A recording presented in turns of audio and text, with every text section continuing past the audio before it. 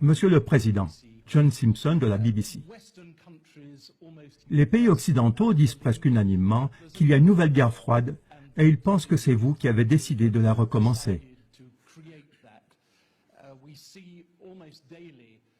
Presque tous les jours, on voit des avions russes procéder à des manœuvres dangereuses près de l'espace occidental. Cela se fait sous votre commandement, c'est vous qui décidez ça en tant que commandant suprême. Vous envoyez les troupes russes sur le territoire d'un pays souverain, l'Ukraine. D'abord, il y a eu le cas de la Crimée, ensuite de la partie orientale de l'Ukraine.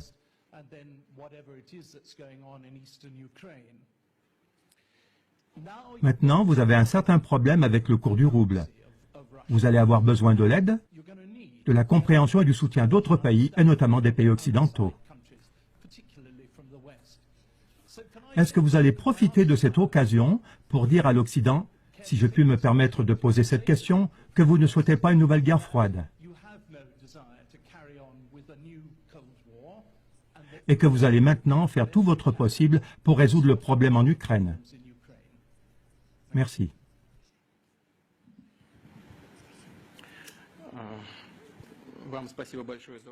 Je vous remercie beaucoup pour votre question. Tout d'abord, en ce qui concerne les exercices militaires, les manœuvres aériennes et l'expansion de nos forces armées. Vous avez dit à l'instant que la Russie a considérablement contribué à la tension qu'on voit actuellement dans le monde. La Russie y a bien évidemment contribué, mais seulement dans l'intention de défendre toujours plus fermement ses intérêts nationaux. On n'attaque pas l'Occident. Je veux dire attaquer dans le sens politique. On n'agresse personne. On ne fait que défendre nos intérêts. Le mécontentement de nos partenaires occidentaux, notamment des Américains, est lié au simple fait que nous défendons nos intérêts. L'augmentation de la tension n'est pas liée à nos manœuvres militaires ou à d'éventuelles actions menaçantes de notre part dans le domaine de la sécurité. Je m'explique. Vous avez parlé des vols de nos avions de combat, y compris des vols de nos avions stratégiques. Mais est-ce que vous savez qu'au début des années 1990, la Russie a complètement arrêté les vols stratégiques dans les régions éloignées, comme l'Union soviétique le faisait auparavant? Nous les avons complètement arrêtés. Mais pendant ce temps, les avions stratégiques américains ont continué à voler avec des armes nucléaires à bord. Pourquoi? Contre qui? Qui menaçait-il? Nous n'avons pas effectué de vol. Année après année, nos avions n'ont pas volé. Il y a 2 ou 3 ans que nous avons recommencé. Alors, qui est le provocateur? Est-ce que c'est nous? Nous n'avons que 2 bases militaires à l'étranger dans des zones qui représentent un danger terroriste. Au Kirghizistan, la demande a été faite par les autorités kirghizes, par le président de l'époque, Akev, après une incursion de terroristes venus d'Afghanistan. Au Tadjikistan, il y a une base russe qui est aussi sur la frontière avec l'Afghanistan. Je pense que vous avez tous intérêt à ce que la situation reste calme là-bas. La plantation de bases là-bas est bien fondée, compréhensible et adéquate. Les bases militaires américaines, elles, en revanche, sont partout dans le monde. Et vous dites que nous nous comportons agressivement?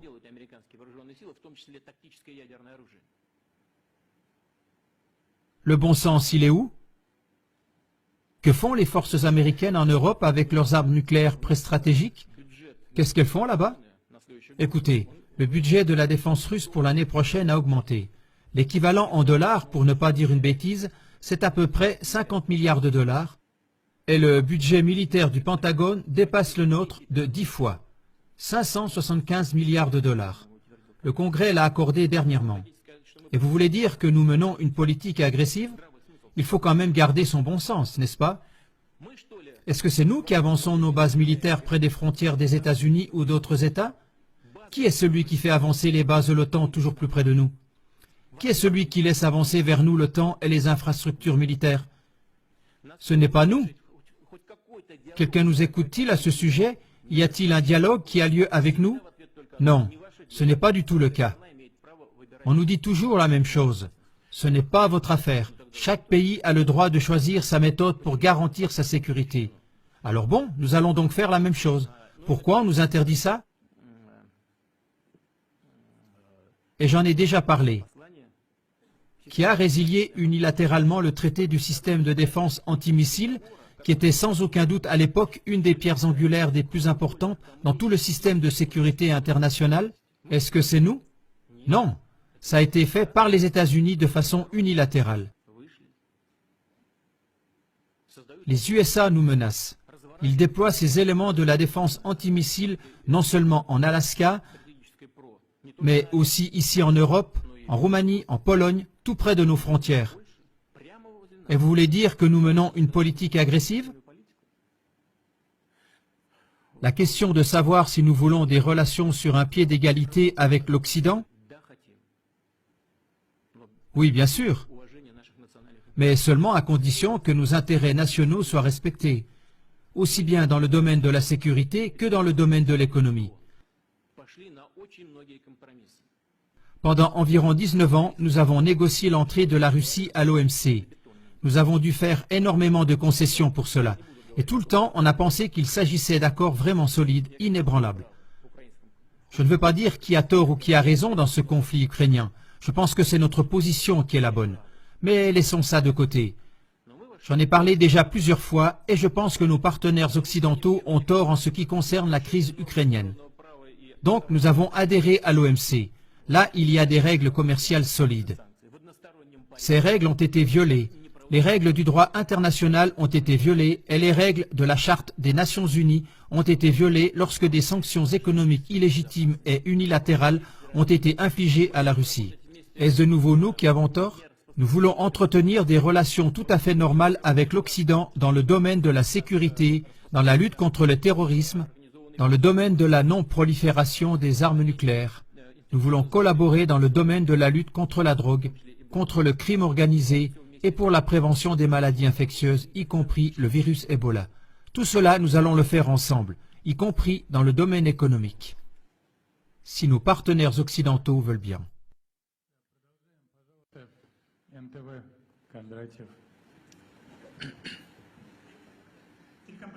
Vladimir Vladimirovitch.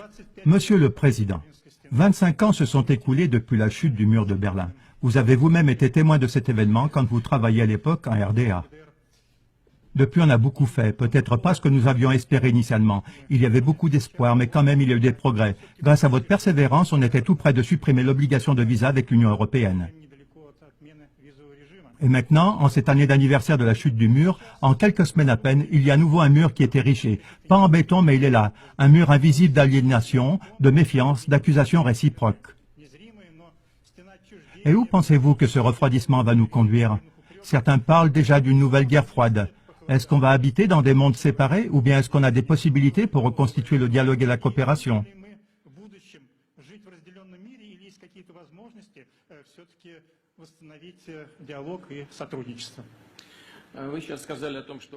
Vous avez parlé de la chute du mur de Berlin et actuellement on voit que de nouveaux murs sont en construction.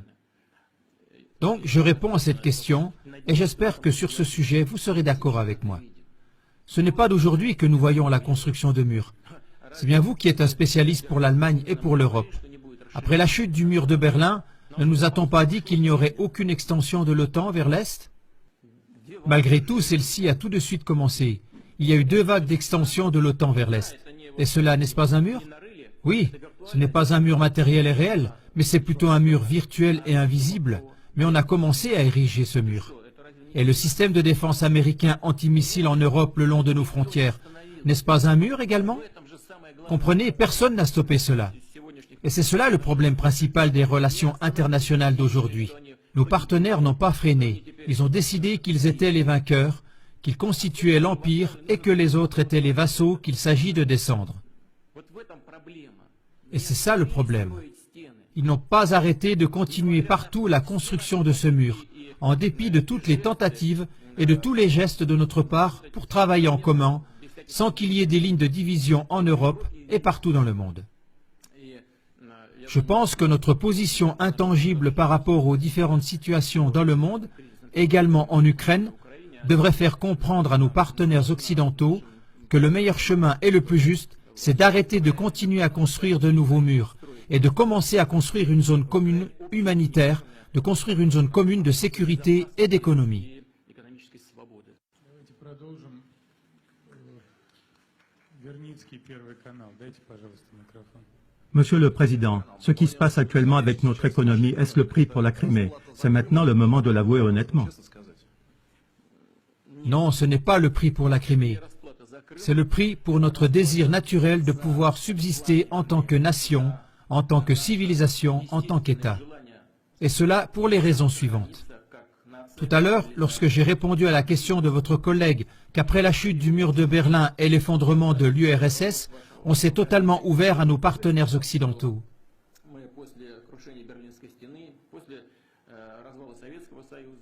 Et qu'est-ce qu'on a pu voir ensuite? Le soutien direct et total du terrorisme dans le Caucase du Nord, c'était de l'aide en direct. Comprenez-vous? C'est ainsi qu'agissent les partenaires? Je ne vais pas entrer dans les détails, mais c'est un fait et tout le monde le sait.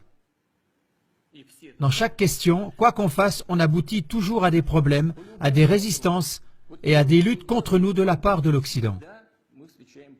Rappelons-nous les Jeux Olympiques de 2014 à Sotchi. De quelle manière notre pays s'est préparé pour cet événement, avec quel enthousiasme et quelle joie nous l'avons fait? Avec ces Jeux Olympiques, nous avons voulu organiser une fête non seulement pour nous, mais aussi pour les amis du sport du monde entier. Et c'est un fait réel qu'on a essayé comme jamais auparavant, et jamais avec une telle ampleur, et jamais de façon aussi clairement coordonnée, de discréditer et de calomnier non seulement les préparations pour les Jeux, mais aussi les Jeux Olympiques eux-mêmes. C'est un fait évident. Mais pourquoi cela? Qui a besoin de cela? Et ça continue sans fin. Lors de la réunion du club Valdai, j'avais déjà utilisé l'image de l'ours russe. Pour beaucoup de gens, l'ours symbolise la Russie. À ce moment-là, j'avais comparé la Russie à l'ours qui protège sa taïga. Si nous continuons à analyser cette image de l'ours, alors moi-même j'ai parfois la pensée que notre petit ours devrait effectivement se tenir tranquille et qu'il devrait arrêter peut-être de chasser les marcassins à travers la taïga et à la place manger peut-être seulement des baies et du miel. Peut-être qu'alors on laisserait l'ours tranquille. Non, on ne le laissera pas tranquille parce qu'on voudra toujours enchaîner l'ours. Et dès qu'ils y arriveront, ils arracheront les dents et les griffes à l'ours. Dans notre langage moderne, cela représente les armes nucléaires de dissuasion. Dès que cela arrivera, que Dieu nous en protège, l'ours lui-même deviendra inutile et on s'appropriera la taïga. Car à plusieurs reprises, nous avons entendu de la bouche de représentants presque officiels de l'Occident qu'il est injuste que toute la Sibérie, avec ses ressources illimitées, n'appartienne qu'à toute la Russie. Est-ce donc injuste? Arracher le Texas au Mexique, c'était donc tout à fait correct?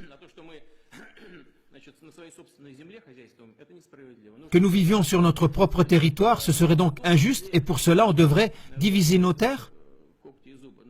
Et dès que les griffes et les dents ont été arrachées à l'ours, alors on n'aura plus besoin de l'ours, on fera de lui une descente de lit, un ours empaillé.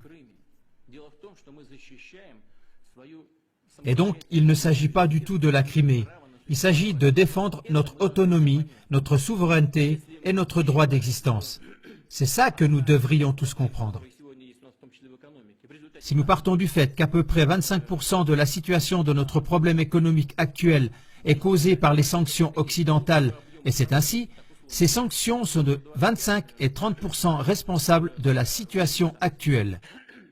Nous devons comprendre cela et décider si nous voulons nous maintenir et combattre, et ce faisant, nous améliorons notre structure économique en utilisant les sanctions comme tremplin. Et ainsi, nous deviendrons plus indépendants, renouvelés par ces temps difficiles. Ou alors, voulons-nous que notre peau d'ours soit accrochée au mur? Voilà le choix devant lequel nous nous trouvons. Et cela n'a rien à voir avec la Crimée.